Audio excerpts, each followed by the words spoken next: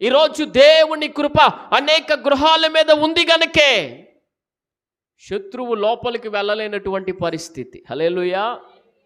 కారణం ఏంటో తెలుసా? వారు ప్రార్థన చేస్తుండగా దేవుడు ప్రార్థన ప్రకారాన్ని వేసి మంట పెట్టాడు. మంట. ఇప్పుడు దుష్టుడు అంటున్నాడు, అయ్యా వెళ్ళి హాని చేద్దాం అనుకున్నాను, కానీ ఆ తల్లి తెల్లవారుజామున లేచి ప్రార్థన చేస్తుంది.